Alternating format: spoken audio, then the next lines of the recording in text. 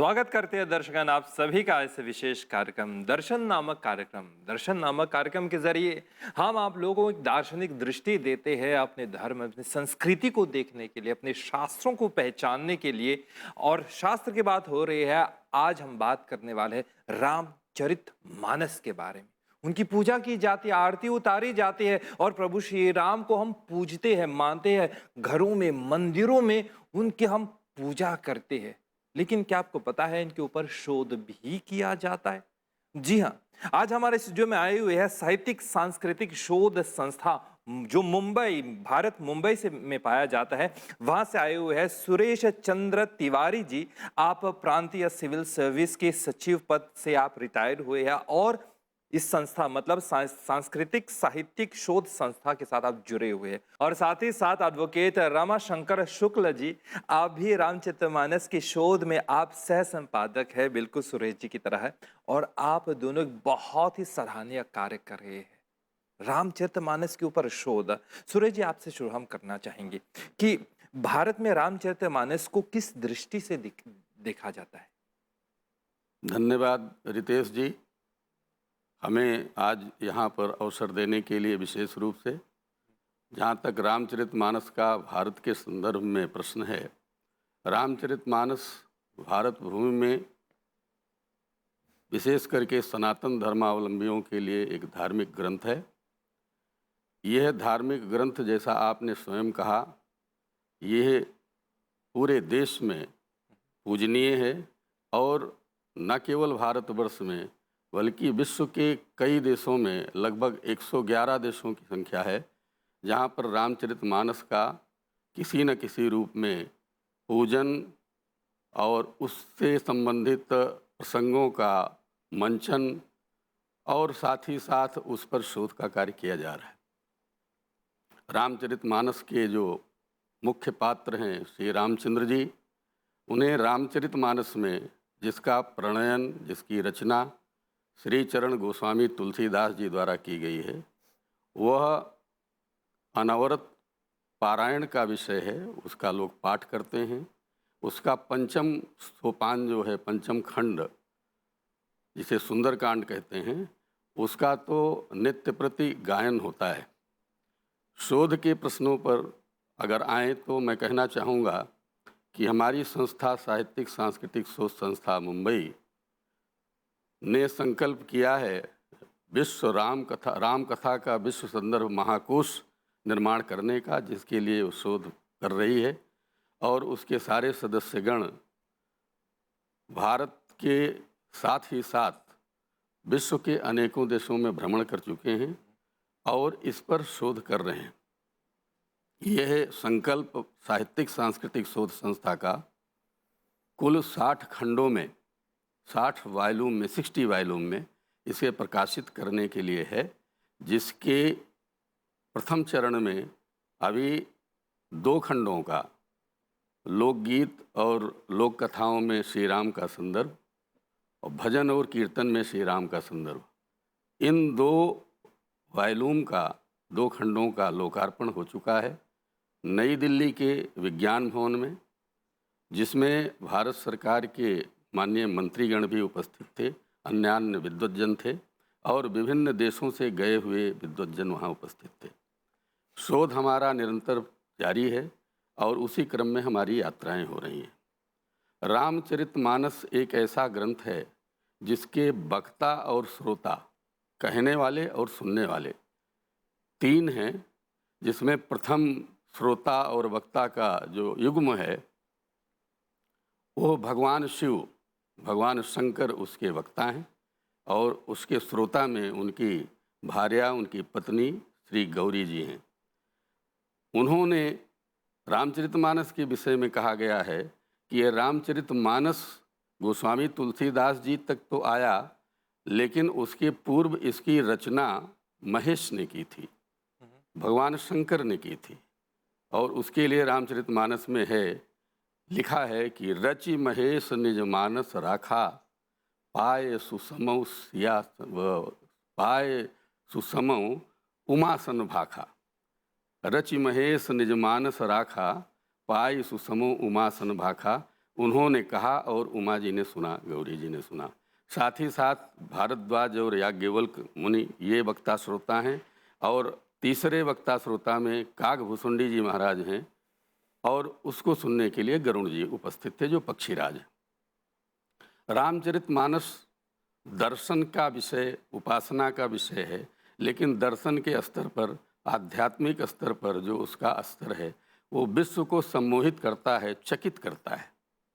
एक ऐसा ग्रंथ, और उस ग्रंथ के सारे पात्रों द्वारा, चाहे वो पात्र राम के पक्ष के हों और चाहे उनके शत्रु रावण के पक्ष के हों, सब ने अपनी अपनी सीमा में रह करके अपने अपने चरित्र का निर्माण किया और उसका एक पूरे विश्व के सामने उदाहरण प्रस्तुत किया।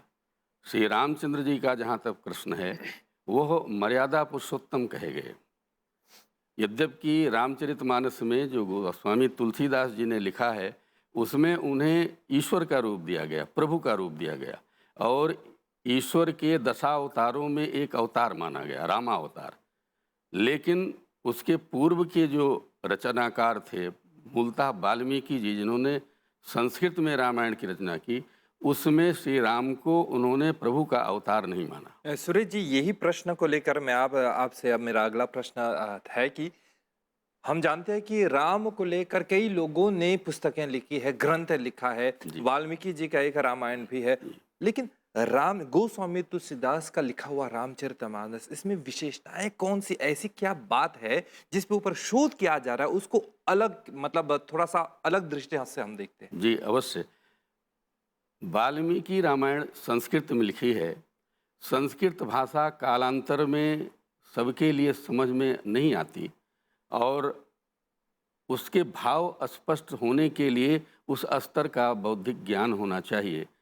जन सामान्य के लिए, लोक में जो सामान्य बिना पढ़े लिखे लोग हैं, उन तक पहुंचने के लिए तुलसीदास जी ने जो रामचरितमानस की रचना की, उसमें लोक भाषा का प्रयोग किया, अवधी भाषा का प्रयोग किया। अवधी भाषा हिंदी भाषा की ही एक कड़ी है। हिंदी भाषा की आनुषंगिक कई बोलियां हैं जिसमें अवधी भी है, और वो बोली जन जन की हो गई, लोक की हो गई। यहाँ तक कि बिल्कुल जो नहीं पढ़ा है, जिसने साक्षर भी नहीं है, उसे भी रामचरितमानस की 10-5 चौपाइयाँ याद हैं। वो प्रसन्नता के अवसर पर, उत्सव के अवसर पर, शादी विवाह के अवसर पर, और यहाँ तक कि शोक के अवसर पर, मृत्यु होने पर भी इसका वाचन जरूर करता है, और इससे उसको शांति मिलती है। कारण ये है कि ये सबकी समझ में आने वाली भाषा है। तुलसीदास जी ने रामचरितमानस की जब रचना की, तो शुरुआत में ही उन्होंने इसका श्लोक में उद्घोषण किया है कि नाना पुराण निगमागम सम्मतम यदि रामायणे निगदितम क्वचिदन्यतोपि स्वांतः सुखाय तुलसी रघुनाथ गाथा भाषा निबंधमति मंजुल मातनोति। जितने भी पुराण हैं, आगम हैं, निगम हैं, उपनिषद हैं, पुराणों के शास्त्र हैं और वेद हैं, इन सब में जो कुछ कहा गया है, और विभिन्न रामायणों में हरि अनंत हरि कथा अनंता, बिल्कुल, गाँव ही सुन ही कहाँ श्रुति संता, अनेक रामायणों में जो कहा गया है। भारतवर्ष में ही कई रामायणें लिखी गई हैं, विभिन्न भाषाओं में लिखी गई हैं। भारतवर्ष के अलावा भी विदेशों में भी रामायणें लिखी गई हैं। तो उन सारी रामायणों में जो कुछ कहा गया, वेदों में जो कहा गया, शास्त्रों में और उपनिषदों में जो कुछ कहा गया, उस सब का निचोड़ लेकर के उन्होंने भाषा में निबंधित किया उसको, अवधी भाषा में। वह अवधी भाषा जो लोक की भाषा है, जन जन की भाषा है, सब तक पहुँची। राम कथा शायद वाल्मीकि रामायण की होती तो उसका उतना प्रचार प्रसार नहीं होता, उतने लोग उसको ग्रहण नहीं कर पाते। इसमें बच्चे से लेकर बूढ़े तक, विद्वान से लेकर के अनपढ़ तक, सारे के सारे लोग समाहित हो गए। और उसका जो धार्मिक पुट है, उसने तो कमाल कर दिया। जो धार्मिक पुट दिया रामचरितमानस का, उस एंगल से रामचरितमानस का और रामायण का बहुत बहुत ही प्रचार हुआ, बहुत लोगों तक पहुंची, विश्व के अनेक देशों में पहुंची। जहां तक हमारी संस्था ने शोध किया है, लगभग 111 देशों में प्रामाणिक रूप से इसका गायन होता है। इस पर मंचन होता है, इसके पात्रों के आधार पर, दृश्यों के आधार पर, प्रसंगों के आधार पर। जी। अन्य लोगों के, अन्य देशों के बारे में जरूर बात करेंगे। अभी हम बात कर रहे हैं रामचरितमानस और राम, प्रभु श्री राम के बारे में। ऋषि वाल्मीकि जी का रामायण जो है, उनका राम राजा राम। प्रश्न में मेरा यह है कि गोस्वामी तुलसीदास का रामचरितमानस, उसका राम कैसा राम है? राजा राम तो थे ही वो। वाल्मीकि रामायण ने राजा राम एक क्षत्रिय राजपुत्र के रूप में उनको चित्रित किया, उदात्त नायक के रूप में चित्रित किया। लेकिन तुलसी के जो राम हैं, तुलसी के राम सारे रूपों में, जो समाज के जितने रूप हैं, एक आदर्श पुत्र के रूप में, राजा के रूप में तो थे, लेकिन आदर्श पुत्र के रूप में, आदर्श पति के रूप में, आदर्श मित्र के रूप में और आदर्श शत्रु के रूप में भी वो पूजे जाते हैं, जाने जाते हैं।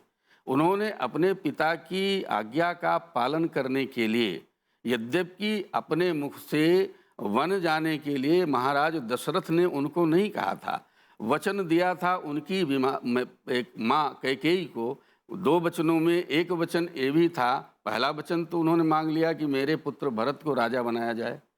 उस पर उनको कोई ग्लानि नहीं थी, वो जानते थे राम का स्वभाव। लेकिन दूसरा जो वचन मांगा कि इन्हें वन में भेज दिया जाए, उससे उनको कष्ट हुआ। उन्होंने अपने मुख से नहीं कहा, लेकिन जैसे उनको पता चला श्री राम को, अभी दूसरे दिन प्रातःकाल उनका राज तिलक होना है, युवराज के रूप में, अयोध्या के भावी राजा के रूप में उनका राज तिलक होना है। सारी तैयारियां पूर्ण हो गई। अचानक से उनको लगता है कि नहीं, माँ के वचन का पालन करने के लिए, उनको दिए वचन को पूरा करने के लिए, अपने पूर्वजों की यश और कीर्ति की रक्षा करने के लिए उनको महाराज दशरथ के वचन की पालन में बन जाना है। वो तुरंत तैयार हो गए, एक क्षण की देरी नहीं लगाई। ये पिता का जो धर्म, पुत्र का जो धर्म पिता के प्रति है, पिता के वचन पालन करने की जो मर्यादा है, उस रूप में एक आदर्श पुत्र रहे। अपनी पत्नी जानकी की रक्षा के लिए पूरे विश्व में ऐसा कोई उदाहरण नहीं मिलता जो अपनी पत्नी के यश की और मर्यादा की रक्षा के लिए समुद्र पर पुल बांध करके त्रिलोक विजयी रावण को आकर के युद्ध करके परास्त करके ले जाए। बहुत ही सुंदर है, बहुत। यह स्थिति एक आदर्श पति के रूप में और आदर्श भाई के रूप में श्री राम अपने अनुजों भरत, लक्ष्मण और शत्रुघ्न को अपने से ज़्यादा प्यार करते थे। बालपन के एक घटना रामचरितमानस में वर्णित है कि जब वो छोटे बालक के रूप में चारों भाई खेलते थे, तो लक्ष्मण तो उनकी छाया थे, लेकिन भरत को जिताने के लिए राम जीत करके भी हार जाते थे। भरत की विजय के लिए जानबूझ करके अपने जो उनका कौशल था उसको छोड़ देते थे, वो हार जाते थे। भाइयों के प्रति अनुराग और प्रेम, और न केवल राम का ही भरत, लक्ष्मण, शत्रुघ्न के प्रति प्रेम अनुराग था, भरत, लक्ष्मण, शत्रुघ्न का राम के प्रति भी जो भाव था, वो विश्व में शायद उदाहरण है। लोगों को उसका अनुकरण करना चाहिए। आगे बढ़ते हैं एक और प्रश्न के साथ। हमारे साथ एडवोकेट रामाशंकर शुक्ल जी, आप भी सह संपादक है इस शोध में, और मैं गिन सकता हूं कि आप युवा वर्ग के साथ जुड़े हुए हैं, एडवोकेट है आप। तो युवाओं के लिए प्रभु श्री राम किस तरह कैसे प्रेरणादायक, प्रेरणा का एक स्रोत बन सकता है? धन्यवाद रितेश जी।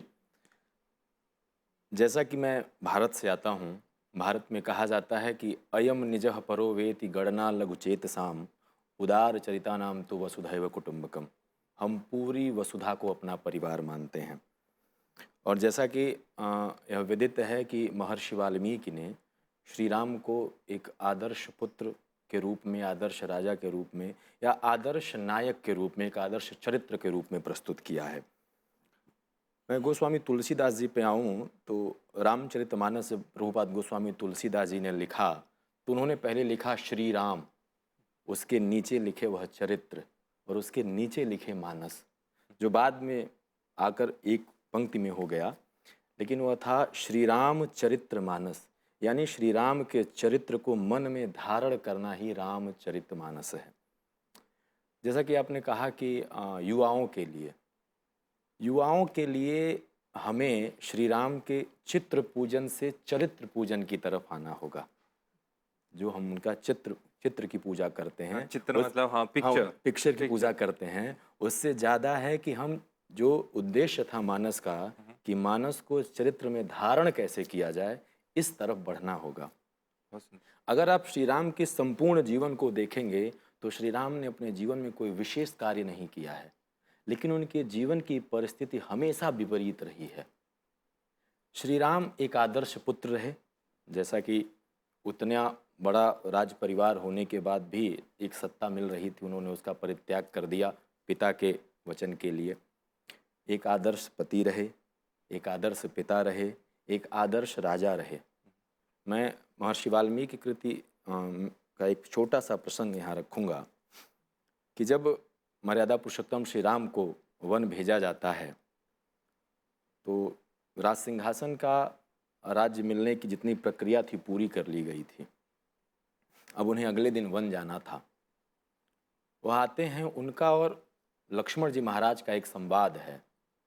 लक्ष्मण जी महाराज कहते हैं कि भगवान राम से कि हमारे पिता जो हैं वह अपने वचन से बंधे हुए हैं, या हमारे पिता की बुद्धि काम नहीं कर रही, वो बुज़ुर्ग हो गए हैं, और भैया आप आदेश दीजिए, लंका की अयोध्या की सेना आपके साथ है, हम चढ़ाई कर देंगे और सिंहासन हथिया लेंगे। यह लक्ष्मण की दृष्टि है। वो इस पर राम क्या कहते हैं कि हे लक्ष्मण, तुम इस समय यह देखो कि हमारे पिता जो इतने उच्च कुल और इतने कुलीन राजवंश से आते हैं, इक्ष्वाकु वंश से आते हैं, उनके सामने कितना बड़ा धर्म संकट है। वह अपने पूर्वजों की यश कीर्ति को बचाने के लिए उन्हें अपने वचन का भी पालन करना है, और उस वचन पालन में अपने सबसे प्रिय पुत्र को वन भेजना है। वह किंग कर्तव्य विमूढ़ की स्थिति में है, क्या करें क्या ना करें, और हमें उनका सहयोग करना चाहिए। कहते हैं कि हे लक्ष्मण, तुम किसी के भाई बनो या न बनो, तुम किसी के पिता बनो या न बनो, तुम राजा बनो या न बनो, पर इस धरती पर आने के लिए तुम्हें किसी न किसी का पुत्र तो बनना ही पड़ेगा। पुत्र धर्म से इस धरती पर उससे बड़ा कोई धर्म है ही नहीं। इसलिए मैं पिता के धर्म का पालन करूंगा, राज धर्म का पालन इस समय नहीं करूंगा। बहुत ही सुंदर है। और मैं आपको बताऊं, श्री राम के आप संपूर्ण जीवन को देखिए, विवाह होता है, पत्नी के साथ उन्हें वन चले जाना पड़ता है, यानी राजसत्ता से अलग हो जाते हैं। उनके पास कोई सुविधा नहीं है, एक राजकुमार का जीवन वह जिए हैं, लेकिन अचानक उन्हें वो वन चले जाते हैं। अभी मैं इस पे आऊँगा कि युवा इससे क्या प्रेरणा ले सकते हैं, किस रूप में। वहाँ जाते हैं तो पत्नी का हरण हो जाता है। किसी तरह से जंगल में सहयोग वगैरह, जो वहाँ के बंदर और लोगों से सहयोग लेकर वो लंका तक पहुँचते हैं, पुल बना के जाते हैं माँ जानकी को लाने। वहाँ से लाते हैं। आप कल्पना करिए कि हम श्री राम को सदैव एक राजा के रूप में, एक भगवान के रूप में देखते हैं। आप कभी श्री राम को एक इंसान के रूप में देखिए। जब भगवान श्री राम का विवाह हुआ था तो महर्षि वाल्मीकि ने लिखा है कि वो अभुक्त मूल नक्षत्र में हुआ था, यानी जो समय बनाया गया था विवाह का, वह समय गुजर गया था। तो उनके पिता ने 3 विवाह किया था। तो उनकी माता कहती हैं कि हे राम, तुम दूसरा विवाह कर लो। श्री राम शपथ लेते हैं, कहते हैं कि राम की आत्मा जानकी है, हम विवाह नहीं करेंगे। लेकिन आप देखिए कि वो कितने दूरदर्शी थे। किसी मनुष्य की स्त्री पे कोई पुरुष संदेह करे तो एक आपसी समझ की बात है, वो समझ में आ जाती है। भगवान राम पे आरोप लगता है कि उन्होंने माता जानकी का अग्नि परीक्षा किया। लेकिन आप कल्पना करिए कि जो पुरुष दूसरा विवाह नहीं करता है, 4000 से अधिक किलोमीटर पैदल जाकर अपनी पत्नी को लाता है, रावण जैसे राक्षस को अपनी पत्नी के लिए मारता है, उस पुरुष पर एक स्त्री के संदर्भ में इतना बड़ा आरोप लगाया जाता है। राम ने माँ जानकी का अग्नि परीक्षा लिया। राम जानते थे कि सीता निर्दोष है, सीता में कोई कलंक नहीं है, लेकिन एक पुरुष के लिए यह सबसे दुखद है कि जनता उसकी पत्नी पर यह आरोप लगाए। श्री राम ने अपनी पत्नी को आरोप से बचाने के लिए पहले ही अग्नि परीक्षा दे दिया, लेकिन फिर भी उन्हें उस अपमान को सहना पड़ा। वहाँ आते हैं, उन्हें अपमानित होना पड़ता है, और पुनः राजधर्म का पालन करने के लिए, क्योंकि भारतीय परंपरा में कहा जाता है कि राजा का सबसे बड़ा धर्म राजधर्म होता है, उसका व्यक्तिगत जीवन नहीं होता। त्याग देते हैं उनको, त्याग देते हैं वो। अब आते हैं उनका तीसरा, एक पिता के लिए सबसे बड़ा कष्ट ये होता है कि उसे अपने पुत्र के खिलाफ खड़ा होना पड़ता है। राम के जीवन में वह भी आता है, वह लौकुश के खिलाफ खड़ा होते हैं जब वो अश्वमेध का घोड़ा पकड़ा जाता है, अश्वमेध यज्ञ का। इसके बाद जब पुनः पूरे परिवार को इकट्ठा होना रहता है तो माता जानकी फिर चली जाती हैं, उनका भूमि में प्रवेश हो जाता है। आप अगर इस पूरी घटना को देखेंगे, श्री राम के जीवन में बहुत सारी विपरीत परिस्थितियां रही हैं, लेकिन कभी उन्होंने ईश्वर को या किसी को इसके लिए आरोपित नहीं माना। बिल्कुल। उन्होंने नियति को कहा कि हाँ, नियति मेरे भाग्य में लिखी है। राम का यही व्यक्तित्व राम को मर्यादा पुरुषोत्तम राम बनाता है। हम सामान्य मनुष्य हैं, अगर हम सामान्य रूप में देखें तो हमारे जीवन में छोटी मोटी चीज़ें आती हैं तो हम ईश्वर को या किसी को भी दोषी बना देते हैं। आप कल्पना करिए कि राम के पास कितने सारे अवसर थे, वो कह देते कि पिता का वचन है, आप हमसे पूछ कर थोड़ी दिए थे, वो आपका वचन है, आपके पूर्वजों की कीर्ति है, आप देखिए, हमसे क्या मतलब, हम थोड़ी थे। जो आज के युवा लोग आज के युवा हैं जो छोटी मोटी चीज़ों पे, अपने संबंधों पे, अपनी संस्कृति को, उसको छोड़ देते हैं, उन्हें सीखना चाहिए। आप कल्पना करिए कि अगर एक मनुष्य सिर्फ अपने पिता की आज्ञा का पालन पूरा जीवन करे तो उसका जीवन सबसे उज्जवल रहेगा। मैं कहता हूँ कि गांव का एक बच्चा शहर में या कहीं जाता है बाहर पढ़ाई करने को, उद्देश्य को लेके जाता है और वो भटक जाता है। आप कल्पना करिए कि वो बहुत सारी चीज़ों में फंस जाता है। श्री राम अयोध्या को वैसे छोड़कर गए थे सिर्फ अपने पिता के वचन के पालन के लिए। उनके पास भी बहुत सारी जिम्मेदारी थी, अयोध्या कैसे रहेगी, मेरी पिता कैसे रहेंगे, मेरी माता कैसे रहेंगी, लेकिन वो सब भूल जाते हैं। अपने कर्तव्य के प्रति एकनिष्ठ होकर वह अपने 14 वर्ष का वनवास पूरा करते हैं। हम ये वहाँ से सीख सकते हैं। छोटी मोटी चीज़ों या हम कहें पैसे या सत्ता के उसमें पारिवारिक संबंधों का क्षरण हो रहा है। अयोध्या जैसे शासन को उन्होंने त्याग दिया, अपने भाई को सौंप दिया, या भरत से कहे तुम रहो। हमें सीखना पड़ेगा इस चीज़ को कि उतना बड़ा शासन किसी के पास नहीं आज है। हम छोटी सी चीज़ में अपने संबंध को छोड़ देते हैं। दर्शकगण, आप लोग हमारा साथ दे रहे हैं। आपने शायद नोटिस किया होगा, देखा होगा कि हमारे सिर्फ 2 ही प्रश्न थे, लेकिन विषय इतना गहरा है कि बहुत कुछ कहना है इसके बारे में। लेकिन क्या करें, कार्यक्रम के अंत तक तो पहुंच गई है इन 2-3 प्रश्नों के साथ। लेकिन जल्दी जल्दी सुरेश जी, अभी शोध कहाँ तक पहुंचा है? रामचरितमानस पर शोध अभी तो हमारी संस्था का मैंने बताया कि वो 60 खंडों में प्रकाशित करने का विचार है। केवल हम ही नहीं शोध कर रहे हैं, रामचरितमानस पर शोध अनवरत जारी है।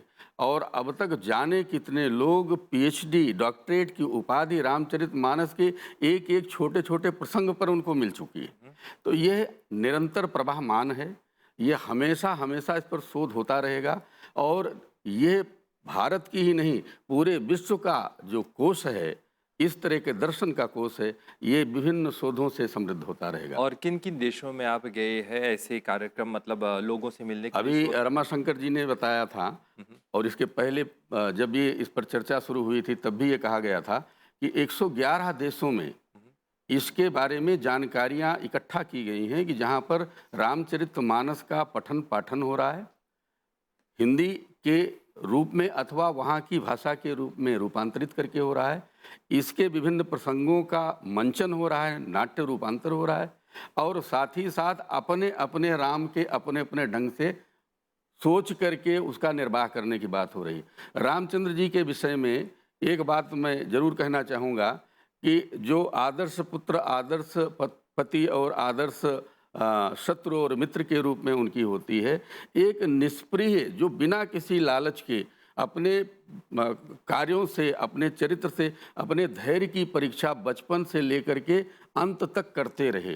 राम के विषय में कहा जाता है कि वो जीवन पर्यंत अपने धैर्य की कदम कदम पर परीक्षा देते रहे। एक प्रसंग जरूर कहना चाहूँगा कि जब लंका विजय हो गई, लंका को जीत लिया, लक्ष्मण और राम का एक संवाद है।